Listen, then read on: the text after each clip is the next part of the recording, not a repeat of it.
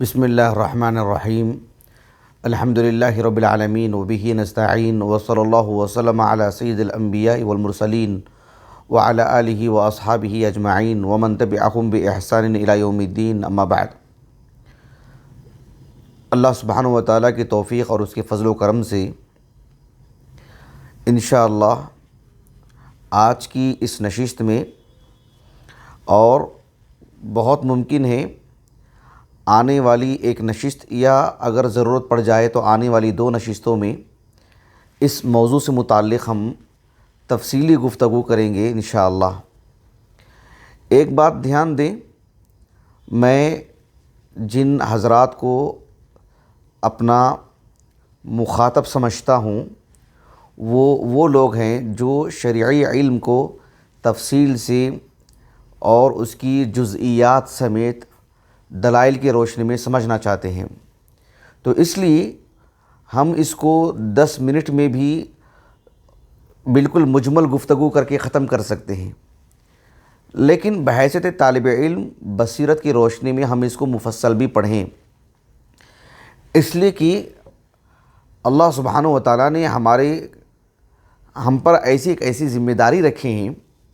یا یوں سمجھ لینا چاہیے کہ ہم اللہ سبحانہ و تعالیٰ کے دین کو نہ یہ کہ صرف پڑھنا ہے، اس نقطہ نظر سے پڑھنا ہے کہ ایک تو اللہ کی ہمیں معرفت ہو، دوسرا اس نسل کے بعد جو ایک اور نسل ہمارے بعد آئے گی اس دنیا میں،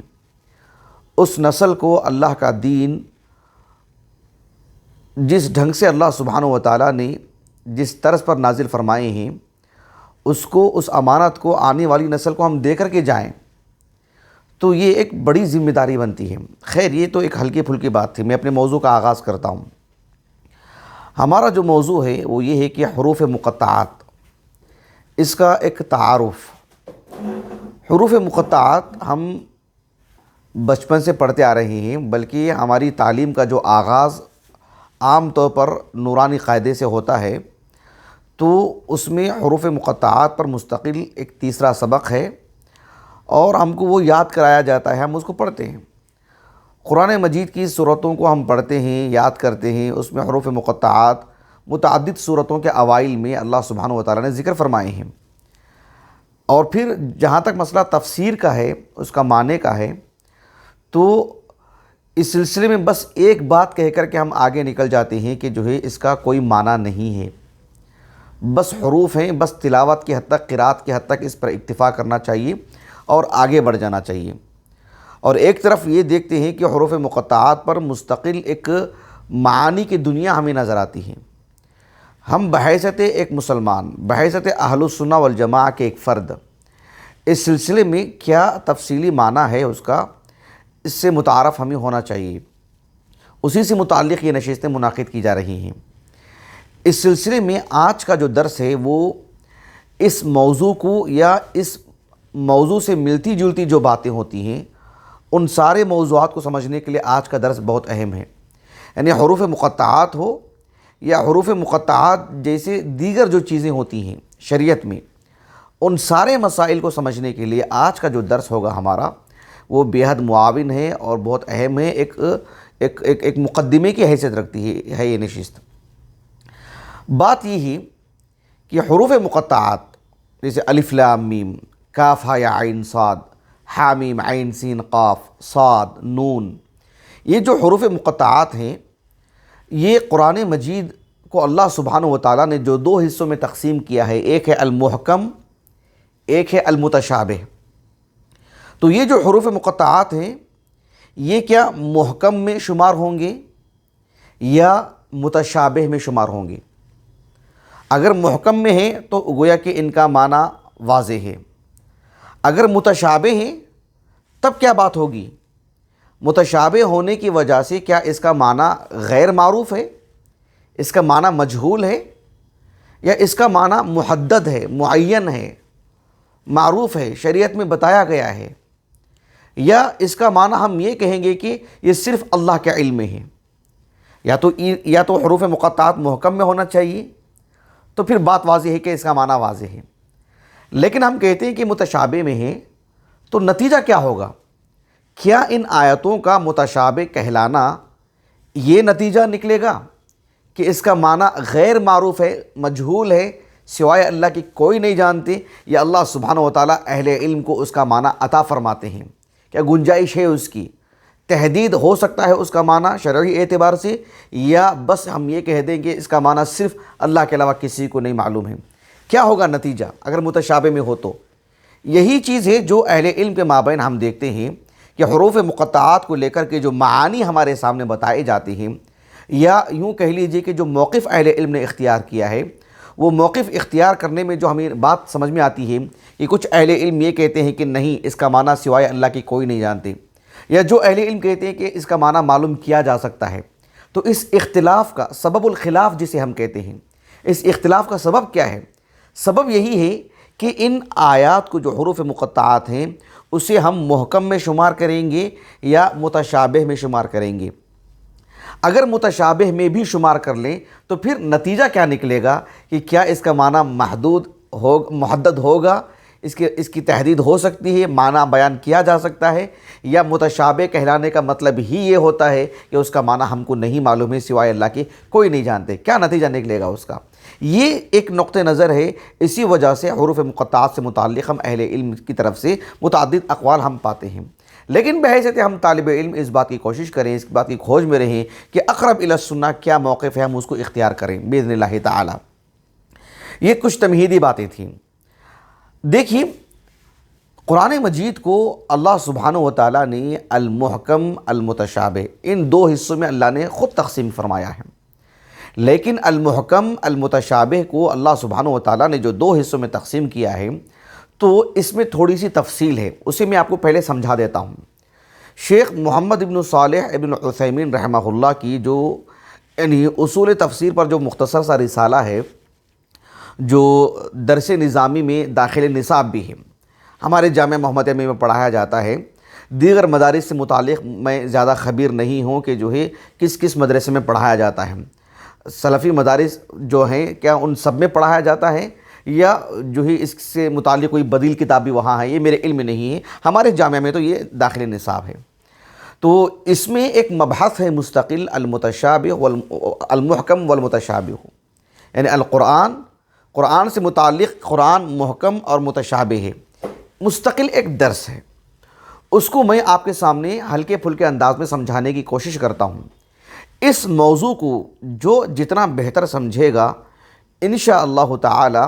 وہ آنے والی جو ہماری نشست ہے حروف مقطعات پر بالذات جو گفتگو ہوگی اس کو بھی سمجھے گا،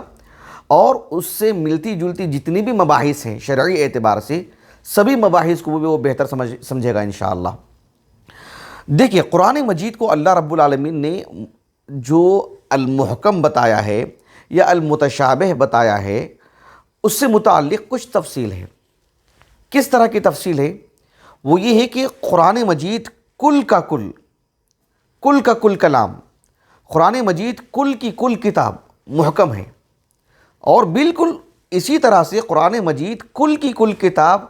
متشابہ بھی ہے۔ دو حصے ہو گئے، دو باتیں ہو گئی۔ ایک بات یہ ہے کہ قرآن مجید پوری کی پوری کتاب محکم ہے، دوسری بات یہ ہے کہ قرآن مجید پوری کی پوری کتاب متشابہ بھی ہے۔ ایک تیسری بات یہ ہے جو اصل ہے، وہ یہ ہے کہ قرآن مجید کا کچھ حصہ محکم ہے، کچھ حصہ متشابہ ہے۔ جہاں تک مسئلہ یہ کہ قرآن مجید پوری کی پوری کتاب محکم ہے، کس اعتبار سے؟ جیسے مثال کے طور پر اللہ سبحانہ و تعالیٰ نے سورۃ یونس کا آغاز فرمایا، الف لام را تلک آیات الکتاب الحکیم۔ اللہ رب العالمین نے قرآن مجید کو کل کی کل کتاب کے اعتبار سے اس کو حکیم کہا اللہ رب العالمین نے، گویا کہ قرآن مجید کل کی کل کتاب محکم ہے۔ اللہ سبحانہ و تعالیٰ نے سورہ ہود کے آغاز میں فرمایا، کتاب الف لام را کتاب احکمت آیاتہ ثم فصلت من لدن حکیم خبیر۔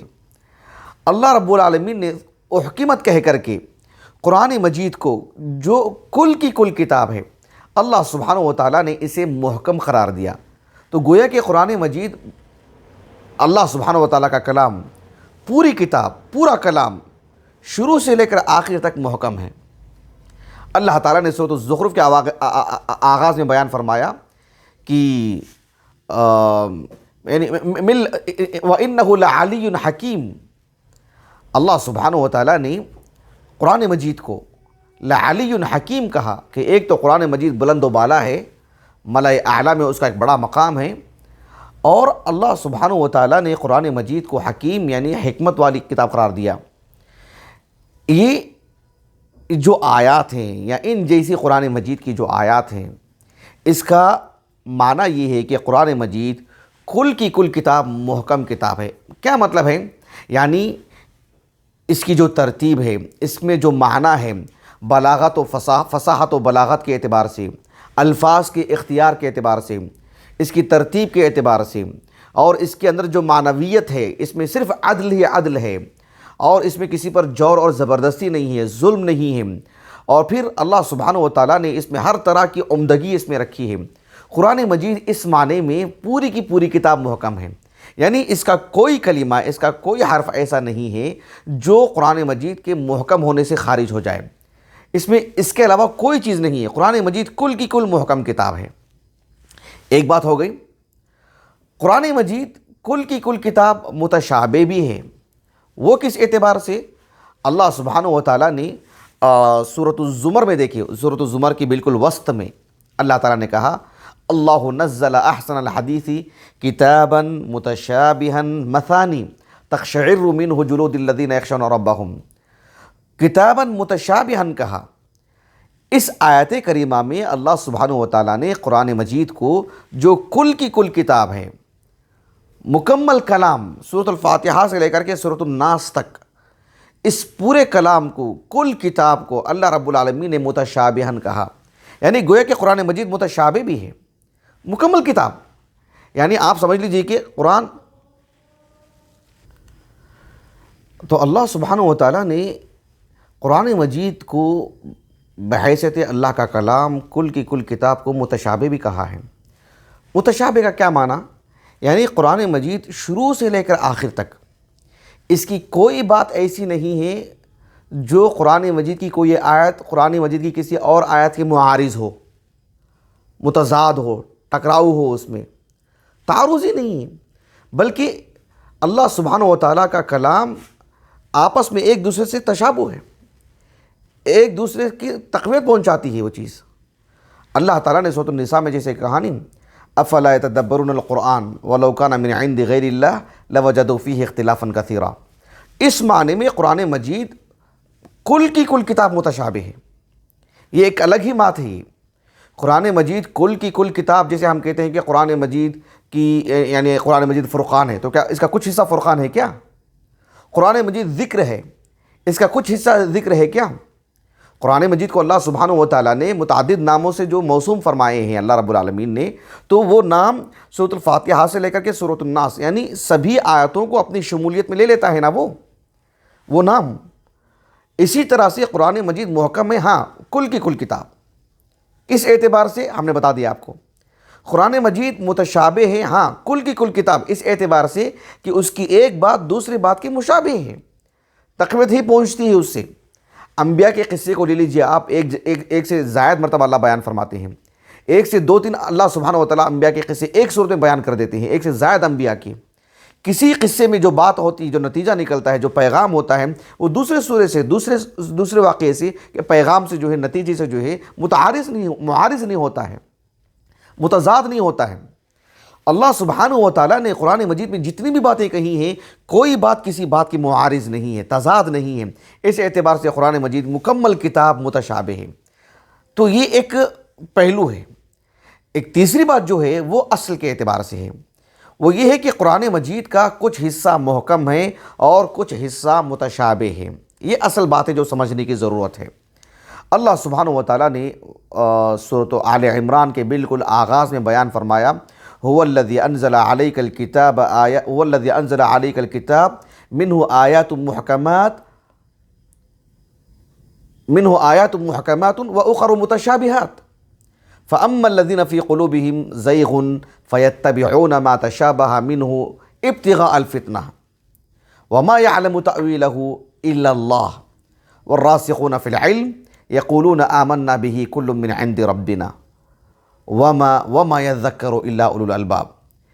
ان آیات میں اللہ سبحانہ و تعالیٰ نے قرآن مجید کو کہا کہ اس کی کچھ آیاتیں محکم ہیں وَأُخَرُ مُتَشَابِهَاتِ، اس کا کچھ حصہ اللہ سبحانہ و تعالیٰ نے کہا کہ وہ متشابہات ہے۔ تو اس اعتبار سے محکم اور متشابہ کا معنی کیا ہوگا یہ جاننا بہت ضروری ہے۔ وہ یہ قرآن مجید کا بڑا حصہ ایسا ہے جو محکم ہے، یعنی جس کا معنی بہت ہی واضح ہے، ایک عام انسان بھی پڑھتا ہے اس بات کو سمجھ لیتا ہے کہ اس میں کیا بات بتائی جا رہی ہے، جس میں کوئی ابہام نہیں، کوئی غموض نہیں، بالکل واضح انداز میں ایک عام انسان بھی، اگر وہ عرب کا ہے، اسے عربی زبان آتی ہے، مادری زبان اس کی عربی زبان ہے، وہ قرآن مجید کو کھولے گا، مصحف کو کھولے گا اور قرآن مجید کو پڑھے گا تو پھر وہ آیتیں محکم ہیں جو بآسانی وہ سمجھ لے سکتا ہے۔ جیسے اللہ رب العالمین نے قرآن مجید میں فرمایا، میں نے عرب کی مثال دی کہ عربی النسل کی،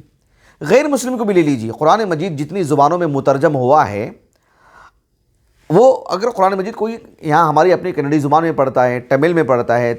ملیالم میں پڑھتا ہے، تیلگو میں پڑھتا ہے، انگریزی زبان میں پڑھتا ہے، چینی زبان میں پڑھتا ہے، دنیا بھر کی کئی جو زبانیں لکھی جا سکتی ہیں ان سب میں مترجم ہو چکا ہے قرآن مجید الحمدللہ۔ تو وہاں کا باشندہ، اس زبان کا جو جاننے والا ہے، وہ اللہ سبحانہ و تعالیٰ کے کلام کو پڑھے گا تو قرآن مجید کا ایک حصہ جو محکم ہے، کیا مطلب بآسانی اس بات کو وہ اخذ کر لے گا، سمجھ لے گا۔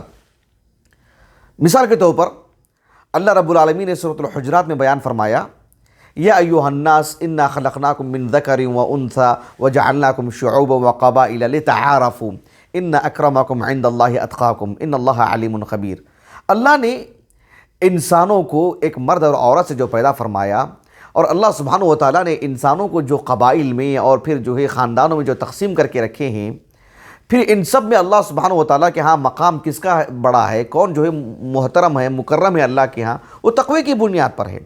اب یہ جو بات ہے، یہ جو پیغام ہے، اتنا واضح ہے کہ اللہ سبحانہ و تعالیٰ نے انسان کو جو عقل عطا فرمائی ہے، اوسط درجے کا ایک انسان بآسانی اس کو سمجھ لے سکتا ہے، ایک ادنا عقل رکھنے والا انسان بھی، کیونکہ یہ آیت کریمہ محکم ہے، اپنے پیغام میں اس قدر واضح ہے کہ مزید کی ضرورت نہیں ہے۔ اللہ سبحانہ و تعالیٰ نے جیسے سورۃ البقرہ کے آغاز میں بیان فرمایا، یا ایھا الناس اعبدوا ربکم الذی خلقکم والذین من قبلکم لعلکم تتقون۔ یہ ایک دو آیتوں کی بات نہیں ہے، ان جیسی بہت ساری آیتیں ہیں۔ اللہ رب العالمین نے فرمایا کہ اے لوگوں، تم تمہارے رب کی عبادت کرو جس نے تمہیں پیدا کیا ہے، تم سے پہلے والے لوگوں کو پیدا کیا ہے تاکہ تم جہنم سے بچ جاؤ۔ اب اس آیت کریمہ میں جو بات بتائی جا رہی ہے کس قدر واضح ہے، اندازہ لگائیے آپ۔ اللہ تعالیٰ نے سورۃ البقرہ کے بالکل اواخر میں بیان فرمایا، احل اللہ البیع وحرم الربا، اللہ نے خرید و فروخت کو حلال قرار دیا ہے اور سود کو اللہ نے حرام قرار دیا ہے۔ معاشرتی اعتبار سے کیا ایک انسان اس بات کو، اس پیغام کو نہیں سمجھ پائے گا؟ اللہ تعالیٰ نے جیسے سورۃ المائدہ کے آغاز میں کہا، حرمت علیکم المیتۃ والدم ولحم الخنزیر وما اہل لغیر اللہ بہ، یہ اللہ سبحانہ و تعالیٰ نے جو ہے مردار کو اور جو ہے یعنی کیا کہتے ہیں خنزیر کی گوشت کو اور جو بھی غیر اللہ کے نام پر جو ہے مطلب ذبح کیا جائے، غیر اللہ کے نام پر جو ہے مطلب جو ہے کھانے پینے کی جو چیزیں ہوتی ہیں، اللہ نے ان سب چیزوں کو حرام قرار دیا ہے۔ کیا یہ باتیں ایک عام انسان سمجھ نہیں سکتا ہے؟ اس طرح کی قرآن مجید میں متعدد آیات ہیں جن سے متعلق یہ کہا جاتا ہے کہ یہ محکم ہیں۔ اب رہا مسئلہ وہ آیتیں جسے اللہ نے کہا کہ وَأُخَرُ مُتَشَابِهَاتِ، ایک تو اللہ نے پوری کتاب کو محکم کہا، وہ ایک الگ معنی میں، قرآن مجید مکمل کتاب متشابہ ہے وہ الگ معنی میں، لیکن جب یہ کہتے ہیں کہ قرآن مجید کا کچھ حصہ محکم ہے کچھ حصہ متشابہ ہے تو پھر وہاں معنی بدل جاتا ہے۔ وہاں معنی یہ ہوگا کہ وہ آیتیں جو اپنے معنی مفہوم میں بہت ہی واضح ہیں۔ اب رہا مسئلہ متشابہ، مطلب یہ ہے کہ اس کا معنی مفہوم تو ہے لیکن وہ بالکل واضح نہیں ہوتا ہے، خفی رہتا ہے، وہ معنی علی الفور انسان بداہتاً نہیں سمجھ سکتا ہے، اول وہلہ میں اس کا معنی اخذ نہیں کر سکتا ہے۔ اس کے لیے ایک آیت کریمہ کو سمجھنے کے لیے دیگر آیتیں، احادیث رسول اور پھر جو ہے متعدد امور ہوتے ہیں، اور اللہ سبحانہ و تعالیٰ نے جن کو شرعی علم سے نوازا ہے، جو علم میں راسخ ہیں، اللہ سبحانہ و تعالیٰ ان کو یہ فہم توفیق عطا فرماتے ہیں کہ اس کا وہ صحیح معنی جو اخذ کرتے ہیں، درست جو معنی ہے وہ اس کی شروط اور اس کے جو دیگر جو امور ہیں ان کو سامنے رکھ کر کے اس کے معنی مفہوم کو وہ لیتے ہیں۔ ایک عام انسان پڑھے گا تو اگر وہ غلط انداز میں کھوج کرے گا تو غلط معنی بھی لے سکتا ہے، وہ کھیل سکتا ہے آیتوں سے، وہ اللہ سبحانہ وتعالیٰ کی آیتوں کے حق میں وہ معنی مفہوم بھی لے سکتا ہے جو اللہ سبحانہ وتعالیٰ کے شایان شان نہیں ہے، وہ اللہ سے بدظن ہو سکتا ہے، وہ اللہ کے دین سے پھر جا سکتا ہے نعوذ باللہ، وہ اللہ سبحانہ وتعالیٰ کے کلام پر نازیبا کلمات کہہ سکتا ہے۔ اس لیے کہ یہ متشابہ آیات ہیں، ان کا معنی مفہوم جاننے کے لیے راسخ ہونا چاہیے، علم میں راسخ ہو اور گہرا علم ہو، اور اللہ رب العالمین کی طرف سے وہ توفیق اس کو ملے تو پھر وہ اس کو معنی لے گا۔ اسی لیے اللہ رب العالمین نے اس بات کو رکھی۔ اب دیکھو اللہ سبحانہ وتعالیٰ نے سورۃ النساء میں بیان فرمایا، ایک ساتھ دو آیتیں ہیں، میں مثال دے کے سمجھا رہا ہوں آپ کو، ایک ساتھ دو آیتیں ہیں سورۃ النساء میں، تقریباً بالکل وسط میں سورۃ النساء کے، والمحصنات میں جو نصف ہے نا، نصف جز والمحصنات کا، اس سے کچھ پہلے اللہ رب العالمین نے فرمایا ان تصبہم حسنۃ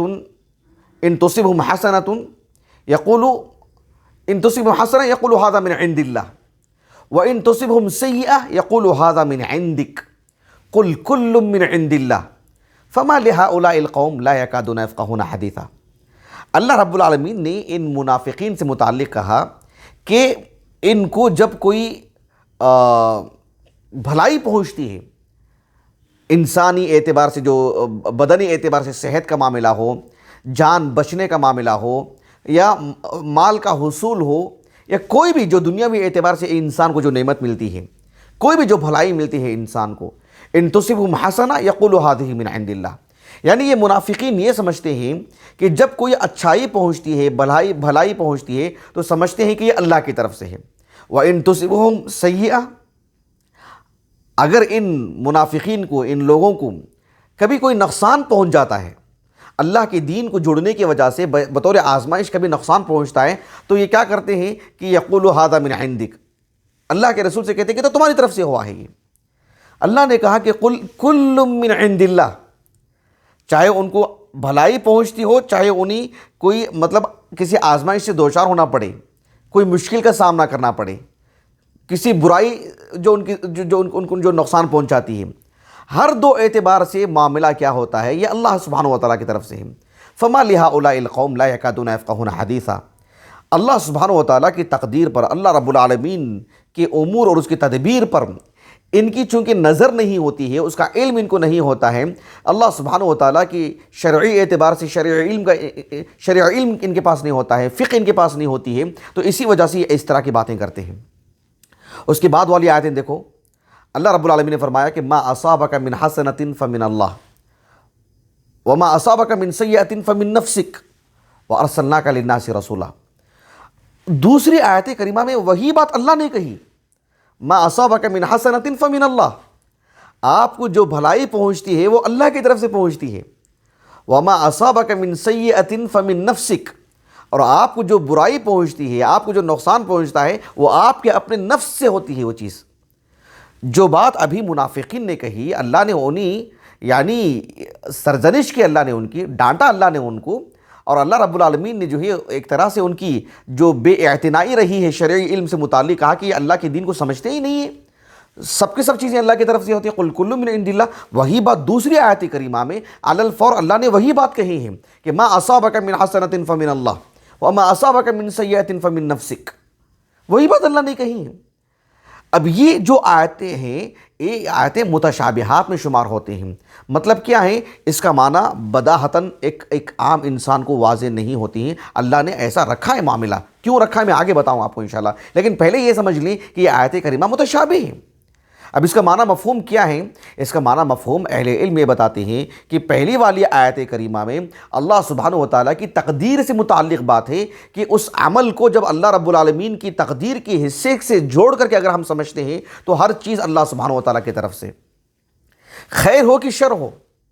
ہر اعتبار سے وہ معاملہ کس کی طرف سے ہوتا ہے؟ وہ اللہ ہی کی طرف سے ہوتا ہے۔ اللہ رب العالمین نے جیسے سورۃ الصافات میں کہا نہیں، واللہ خلقکم وما تعملون، اللہ نے تم کو اور تم سے ہونے والا جو بھی عمل ہے سب اللہ ہی نے پیدا کیا، مجھے بھی اللہ نے پیدا کیا، اور مجھ سے ہونے والا جو بھی عمل ہے اصل کے اعتبار سے اس کا خالق کون ہے؟ اللہ ہی ہے۔ یہ تو قدریہ ہے نا جو دو خالق کا تصور رکھتے ہیں، وہ جب خیر کا معاملہ انسان کی زندگی سے ہوتا ہے تو وہ کہتے ہیں کہ یہ تو اللہ کی طرف سے ہے، اگر برائی ہو تو سمجھتے ہیں وہ انسان کی طرف سے ہے، تو پھر اصل کے اعتبار سے وہ انسان کو خالق سمجھ لیتے ہیں، اصل کے اعتبار سے یہ غلط ہے۔ اللہ کے رسول نے اس لیے تو کہا نا، سنن ابی داؤد اور سنن ابن ماجہ وغیرہ کے حدیث جابر، آپ علیہ السلام نے قدریہ کو مجوس هذه الامہ کہا، القدریہ مجوس هذه الامہ۔ کیوں؟ مجوس کے پاس جو دو الہ کا جو تصور ہے، ایک خیر کا ایک شر کا، وہی تو ان کے پاس ہے، ایک نور کا ایک ظلمت کا، ان کے پاس جو دو خالق ہونے کا تصور ہے وہی تو قدریہ کے پاس ہے۔ جب یہ معاملہ آ جائے، ایک انسان یہ سمجھ لے کہ خیر کا خالق الگ ہے، شر کا خالق الگ ہے، اللہ رب العالمین نے ان پر یہ رد کیا کہ قل کل من عند اللہ، اصل کے اعتبار سے سب چیزیں اللہ ہی کی طرف سے ہیں۔ لیکن دوسری آیت کریمہ میں اللہ سبحانہ وتعالیٰ نے انسان کے حق میں اس بات کو بیان فرمایا کہ گویا کہ یہ عمل تم سے صادر ہو رہا ہے۔ خیر کی نسبت اللہ نے اپنی طرف کی، شر کی نسبت اللہ رب العالمین نے انسان کی طرف کی۔ وہ عمل جو ان سے صادر ہو رہا ہے، اس عمل کے وہ خالق نہیں ہیں۔ اللہ نے ان کو جو اختیارات دیے ہیں، اس کے نتیجے میں جو عمل ان سے برائی کے نتیجے میں جو برائی کی شکل میں جو نکل رہا ہے، جو عمل صادر ہو رہا ہے، جو برائی وہ انجام دے رہے ہیں، اس کی طرف اشارہ کیا رب العالمین نے کہ تم کو جو اختیارات دیے گئے ہیں وہ یہ برائی تم سے ہو رہی ہے، تمہارے اپنے کیے کا معاملہ ہی ہے، تمہارے اپنے نفس کا معاملہ ہی ہے۔ اللہ سبحانہ وتعالیٰ نے تم کو دونوں راستے بتائے ہیں، لیکن تم نے برائی کو چنا ہے، تم نے غلطی کو چنا ہے، تم نے باطل کو چنا ہے، اس وجہ سے تمہیں یہ نقصان ہوا ہے۔ تو چونکہ وہ سبب بتانا مقصود ہے کہ اس سبب کے نتیجے میں یہ نقصان تمہیں پہنچ رہا ہے، اصل کے اعتبار سے نہیں، سبب کے اعتبار سے۔ تو دو چیزوں میں فرق ہے۔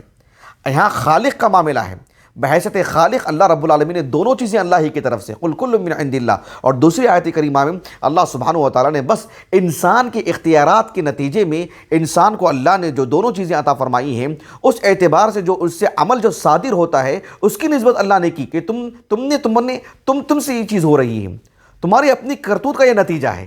یہ بتانے کے لیے اللہ رب العالمین نے دوسری آیت کریمہ وہ بات بیان فرمائی ہے، ورنہ دیکھا جائے تو دونوں آیت کریمہ آپس میں ایک دوسرے سے ٹکراتی ہوئی نظر آئیں گی عیاذا باللہ۔ اس کے بعد ہی تو اللہ نے کہا افلا یتدبرون القرآن ولو کان من عند غیر اللہ لوجدوا فیہ اختلافا کثیرا۔ ان دونوں آیتوں کے تقریباً 3 آیتیں چھوڑ کر کے یہ آیت کریمہ ہے۔ اللہ کے کلام میں کیسے تضاد ہو سکتا ہے؟ تو یہ اللہ سبحانہ وتعالیٰ نے اس طرح کے آیات کو متشابہات کہا ہے۔ ایک اور مثال میں آپ کو دیتا ہوں۔ اللہ رب العالمین نے قرآن مجید میں سورۃ یونس میں بیان فرمایا کہ فَإِن كُنْتَ فِي شَكٍّ مِّمَّا أَنزَلْنَا إِلَيْكَ فَاسْأَلِ الَّذِينَ يَقْرَؤُونَ الْكِتَابَ مِن قَبْلِكَ لَقَدْ جَاءَكَ الْحَقُّ مِن رَّبِّكَ فَلَا تَكُونَنَّ مِنَ الْمُمْتَرِينَ۔ اللہ کے رسول سے کہا جا رہا ہے، غور کرنے کی بات ہے، فَإِن كُنْتَ فِي شَكٍّ مِّمَّا أَنزَلْنَا إِلَيْكَ،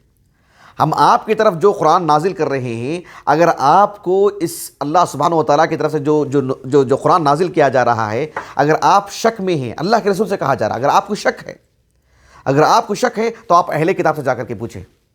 اہل کتاب کا مستویٰ، اہل کتاب کا مقام و مرتبہ نبی کریم صلی اللہ علیہ وسلم کے مقابل کیا معنی رکھتا ہے؟ آپ سید المرسلین ہیں، آپ اللہ کے رسول علیہ السلام کو کیا نعوذ باللہ من ذالک اللہ سبحانہ وتعالیٰ کے معبود برحق ہونے پر یا اللہ رب العالمین نے آپ کو نبی بنایا ہے، آپ پر کتاب نازل کر رہے ہیں، اللہ کے رسول کو شک ہے؟ بالکل بھی نہیں۔ اس کی سب سے واضح دلیل یہی ہے کہ یہ جو آیت کریمہ ہے یہ سورۃ یونس کی آیت کریمہ ہے۔ اس آیت کریمہ کی چند آیتوں کے بعد خود اللہ رب العالمین نے کہا کہ قل، اے اللہ کے رسول آپ کہہ دیں، یا ایھا الناس ان کنتم فی شک من دینی فلا اعبد الذین تعبدون من دون اللہ فلا اعبد الذین تعبدون من دون اللہ۔ آپ علیہ السلام نے کہا کہ اے لوگوں، اگر تم کو جس دین پر میں ہوں، جو اللہ کے دین پر میں قائم ہوں، اللہ کے دین کا جو میں پابند ہوں، اگر تم کو اس بات پر شک ہو تو فلا اعبد الذین تعبدون من دون فلا اعبدو کہا کہ میں اس کی عبادت نہیں کرتا ہوں جس کی تم عبادت کرتے ہو، ولیکن اعبد اللہ الذی یتوفاکم وامرت ان اکون من المسلمین۔ کتنا فرق ہے، دیکھیں آپ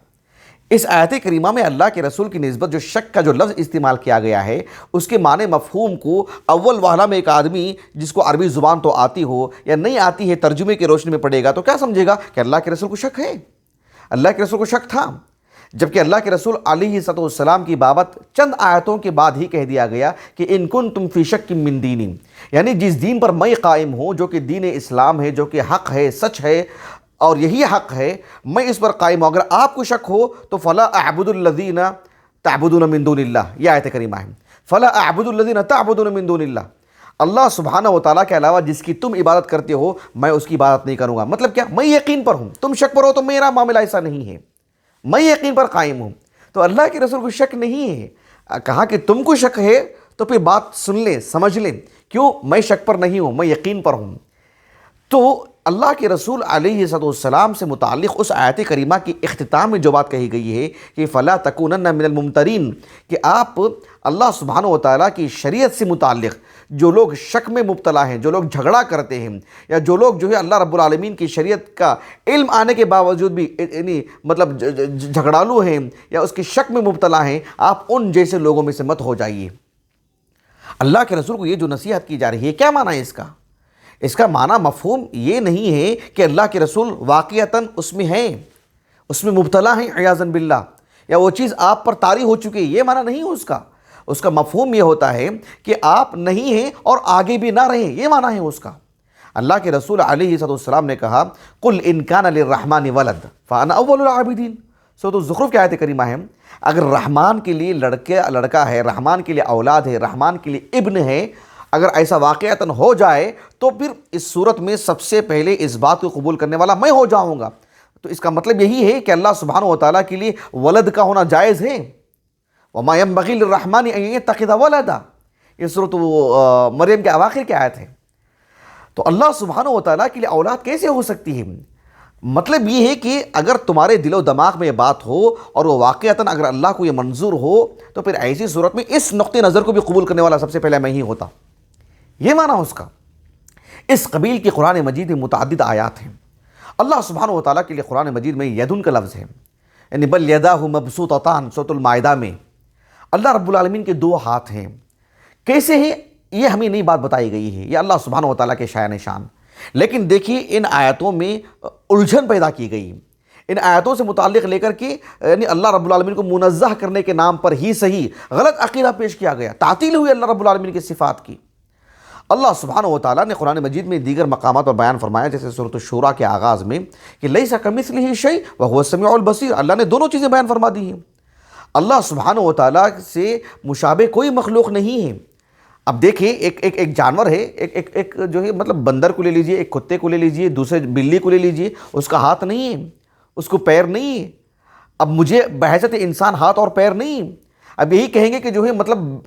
بلی کے لیے، بکری کے لیے ہاتھ اور پیر نہیں کہیں گے، سر نہیں کہیں گے، اس کا وجود نہیں کہیں گے، کیونکہ انسان کا بھی وجود ہے، وہ میرے مشابہ لازم آئے گا۔ تو میں کیا جانور کی طرح ہو گیا کیا میں، یا جانور میری طرح ہو گیا کیا؟ جب دو مخلوق میں ناموں کے اشتراک کی وجہ سے دونوں ایک نہیں ہو جا سکتے تو پھر خالق اور مخلوق میں سبحان اللہ العظیم کیسے ہو سکتے ہیں؟ اللہ سبحانہ و تعالیٰ نے اپنے لیے ناموں کا انتخاب فرمایا کہ اللہ تعالیٰ وہو السمیع البصیر، اللہ سمیع ہے، بصیر ہے، لیکن لیس کمثلہ شیء، کوئی مخلوق اللہ کی طرح بصیر نہیں، کوئی مخلوق اللہ کی طرح جو ہے سمیع نہیں ہے۔ تو کہنے کا مقصود یہ ہے کہ قرآن مجید کی کچھ آیتیں متشابہ ہیں جو اپنے پیغام میں واضح ہیں۔ متشابہ وہ ہیں جو بداہتاً اول وہلہ میں ایک انسان اس آیت کریمہ کو بالذات لے کر کے پڑھے گا تو اصل معنی مفہوم اس پر واضح نہیں ہوگا، جلی نہیں ہوگا، خفی ہوگا، اس پر وہ مخفی ہوگا۔ اس کے لیے ضروری ہے کہ وہ اہل علم کی طرف رجوع کرے۔ اہل علم قرآن مجید کی اس آیت کریمہ کو دیگر ساری آیتوں کی روشنی میں اس کا معنی عکس کر کے بتائیں گے، جس سے کسی طرح کا کوئی تضاد لازم نہیں آتا ہے۔ بالکل وہ معنی مفہوم جو اللہ کے رسول نے علیہ السلام لیا ہے، معنی مراد لیا ہے، جو قرآن کا پیغام ہے۔ یہ بات ہوتی ہے قرآن مجید کی کچھ آیتیں متشابہ ہیں، قرآن مجید کی کچھ آیتیں کیا کہا میں نے، محکم ہیں۔ یہ اس بات کو سمجھنے کی ضرورت ہے۔ اس بات کو اچھی طرح سے سمجھ لیں گے تو پھر بات بہت اچھی طرح سمجھ میں آ جائے گی پورے قرآن کے اندر۔ آج کی اس نشست سے متعلق آخری بات وہ یہ ہے کہ قرآن مجید جو متشابہ ہے، کہ میں اب محکم کی بات نہیں کر رہا ہوں، قرآن مجید جو متشابہ ہے، یعنی ہم نے جو خلاصہ کر کے اگر میں بتاؤں تو میں نے کیا بتایا شروع میں، یہ بتایا کہ حروف مقطعات کا معنی مفہوم کیا ہوگا اس کا تعارف کے طور پر، کیا اس کا معنی مفہوم لیا جائے گا کہ اس کا معنی مفہوم اللہ کے سپرد کر دیا جائے گا کہ واللہ اعلم کہہ کر کے آگے بڑھ جائیں گے۔ اس سلسلے میں یہی بات مانی جائے گی کہ حروف مقطعات محکم میں ہوں گی یا متشابہات میں۔ تو پھر اس سلسلے میں نے اس بات کو بتایا کہ محکم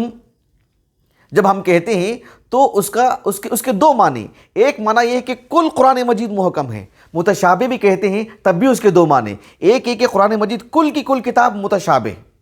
محکم بھی ہے متشابہ بھی ہے، لیکن قرآن مجید جب محکم کہتے ہیں اس کا ایک معنی یہ بھی آتا ہے کہ وہ آیتیں جو اپنے پیغام میں بہت ہی زیادہ واضح ہیں ان کو محکم کہا جاتا ہے۔ متشابہات جن کا معنی اس آیت کریمہ کے تحت، اس لفظ کے استعمال کے تحت بالذات معنی بالکل بھی واضح نہیں رہتا ہے، احتمال رہتا ہے، ایک سے دو معنی لیے جا سکتے ہیں، پھر اس سلسلے میں تفسیری معلومات سامنے رکھ کر کے جب تک اس کا معنی اخذ نہیں کیا جائے گا، عام انسان اس کا معنی اخذ نہیں کر سکتا، بھلے ہی اس کو عربی زبان آتی ہو، وہ عربی النسل ہو، جب تک کہ اصول اور ضابطے کی روشنی میں کل قرآن مجید کے پیغام کو سامنے رکھ کر کے اس کا معنی متعین نہ کیا جائے۔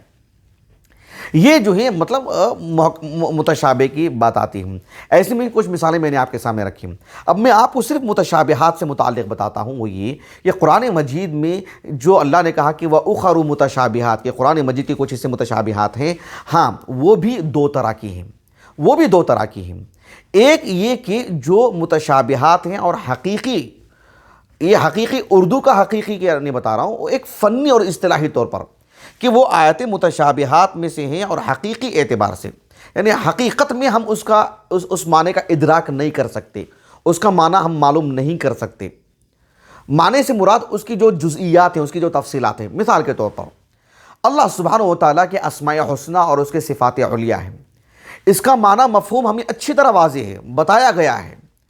اگر نہیں بتایا جاتا تو ہم اللہ کا تعارف کیسے ہوتا، صرف ناموں سے کیسے اللہ کا تعارف ہوگا جب تک کہ اس کا معنی مفہوم نہ ہو۔ لیکن اس کی جو کیفیت ہے اللہ سبحانہ و تعالیٰ نے وہ بندوں کے علم سے مخفی رکھا ہے۔ اللہ رب العالمین نے سورۃ طٰہٰ میں جیسے کہ کہا یعلم ما بین ایدیہم وما خلفہم ولا یحیطون بہ علما، ایک انسان، ایک بندہ وہ علم کے کسی بھی درجے کو پہنچ جائے، وہ اللہ سبحانہ و تعالیٰ سے متعلق حقیقی معنوں میں متعارف نہیں ہو سکتا، پوری جزئیات کے اللہ رب العالمین یعنی کس طرح سے ہیں، کیا ہیں، وہ نہیں جان سکتا جو اللہ نے ہمیں نہیں، اللہ کا احاطہ کوئی نہیں کر سکتا ہے اتنا ہی جتنا کہ اللہ نے ہمیں بتائے ہیں۔ اللہ رب العالمین نے اپنے بارے میں جتنا بتائے ہیں ہم اتنا ہی اللہ سے متعارف ہو سکتے ہیں۔ اللہ سبحانہ و تعالیٰ سے متعلق حقیقی معنوں میں اس کی گہرائی میں جا کر کے ہم سمجھیں اللہ سبحانہ و تعالیٰ سے کوئی متعارف نہیں ہو سکتا ہے اس قبیل سے، اس جزئیات کے تحت۔ اللہ رب العالمین نے جو سورۃ طٰہٰ کے آغاز میں کہا نہیں الرحمن علی العرش استویٰ، اس سلسلے میں امام مالک رحمہ اللہ کا جو قول ہے بہت ہی معروف، جیسے امام یعنی لالکائی رحمہ اللہ نے ان کی جو شرح اصول اعتقاد اہل سنہ والجماعہ ہے، دیگر کتابوں میں بھی جو یہ قول منقول ہے اور بسند صحیح امام مالک تک۔ امام مالک رحمہ اللہ کا جو قول ہے متعدد الفاظ سے بھی ملتا ہے۔ انہوں نے جو قول نقل کیا ہے وہ یہ کہ الاستواء غیر مجہول، استواء غیر مجہول، کیا مطلب معلوم ہے، معروف، الاستواء معلوم کے معنی میں، لیکن لفظ کیا استعمال کیا گیا الاستواء غیر مجہول۔ الاستواء الرحمن علی العرش استویٰ یہ غیر مجہول ہے، کیا مطلب معلوم ہے، اس کا معنی معلوم ہے۔ الاستواء اہل عرب جانتے ہیں کہ اس کا معنی کیا ہے، جو کوئی عربی نہیں ہے وہ معجم کھول کر کے دیکھ لے، الاستواء کا معنی بالکل واضح ہے، لیکن کہا والکیف غیر معقول، لیکن اس کی کیفیت یہ ہم کو نہیں معلوم، یہ بتائی نہیں گئی ہم کو۔ ہم یہ بھی نہیں کریں گے کہ الاستواء کا معنی جو بھی ہو ٹھیک ہے، لیکن ہم اس کا معنی اللہ کے سپرد کر دیں گے، کیوں کریں گے؟ اس کا معنی تو بتایا گیا ہے، اس کا معنی واضح ہے، اس کا معنی واضح ہے، لیکن کیفیت وہ ہم کو نہیں بتائی گئی ہے۔ تفویض یا مفوضہ یہ شاید سب جانتے ہیں، نہیں جانتے مجھے نہیں معلوم، لیکن آپ کو اس پہ غور کرنا چاہیے کہ یہ تفویض والا جو معاملہ ہے یہ خود بھی اس میں بڑی خطورت ہے۔ بہرحال والکیف غیر معقول، یہ جو کیفیت ہے وہ البتہ مجہول ہے، وہ غیر معقول ہے، وہ ہم کو نہیں بتایا گیا۔ والایمان بہ واجب، اللہ رب العالمین کی صفت استواء پر ایمان لانا واجب ہے ہمارے اوپر۔ والسؤال عنہ بدعہ، البتہ اس کھوج میں رہنا کہ اس کی کیفیت کیسی ہوگی، اللہ رب العالمین کی جو صفت استواء وہ معنی وہ معلوم کرنا ضروری ہے۔ والسؤال عنہ بدعہ کا تعلق کس سے ہے؟ عنہ ہو کی ضمیر کہاں عود کر رہی ہے؟ کیف کی طرف، الکیف، کیفیت کی کھوج میں رہنا یہ جو ہے بدعت ہے، اس سے متعلق سوال۔ البتہ اس سے متعلق سوال کہ جو اللہ سبحانہ و تعالیٰ کی صفت استواء اس کا معنی بتائیے، یہ جاننا جو ہے مطلب ہمارے ایمانیات کا حصہ ہے، یہ پوچھنا بھی برحق ہے، اس سے متعلق جواب دینا بھی برحق ہے، لیکن الکیف اس سے متعلق سوال کرنا بدعت ہے، اس لیے کہ اللہ سبحانہ و تعالیٰ نے جب ان آیتوں کو نازل فرمایا، نہ رسول اللہ نے اس بات کو بتائی ہے، نہ صحابہ نے اس سے متعلق سوال کیا ہے۔ الاستواء ان کے پاس معلوم، لیکن کیفیت سے متعلق سوال نہیں کیا انہوں نے، سبحان اللہ العظیم۔ تو یہ چیز تھی۔ تو ایک بات یہ ہو گئی حقیقی اعتبار سے، جیسے اللہ نے کہا نا سورۃ الانعام میں لا تدرکہ الابصار وہو یدرک الابصار، لیکن کہا کہ لا تدرکہ الابصار، انسان کی آنکھوں میں اللہ رب العالمین نے اتنی قوت نہیں رکھی ہے کہ وہ اللہ کا ادراک کر سکے، وہ احاطہ کر سکے۔ تو اللہ سبحانہ و تعالیٰ نے جو بات، جتنی بات اپنے بارے میں ہم کو بتائی ہیں، ہم اسی سے متعلق جو ہے مطلب متعارف ہو سکتے ہیں، اتنی ہی چیزوں سے ہم خبیر ہو سکتے ہیں، اس ساری چیزوں سے جو اللہ رب العالمین نے ہمارے تعلق سے مخفی رکھے ہیں۔ ہم یہاں کہیں گے کہ جو ہے استأثر اللہ بھی علما، یہ اللہ رب العالمین نے اس علم کو اپنے پاس رکھے، اس کی کیفیت کو یہ ہم کو نہیں بتائے ہیں۔ اللہ سبحانہ و تعالیٰ کے اسماء حسنہ ہیں، کل کتنے اسماء حسنہ ہیں یہ اللہ کے رسول کو بھی نہیں معلوم علیہ الصلوۃ والسلام۔ کچھ اسماء حسنہ ایسے بھی ہیں جو اللہ سبحانہ و تعالیٰ کے ہی علم میں ہیں، نہ کسی کتاب میں نازل کی گئی، نہ کسی ملک کو، نہ کسی جو ہے مطلب نبی اور مرسل کو، رسول کو جو یہ چیز معلوم ہے۔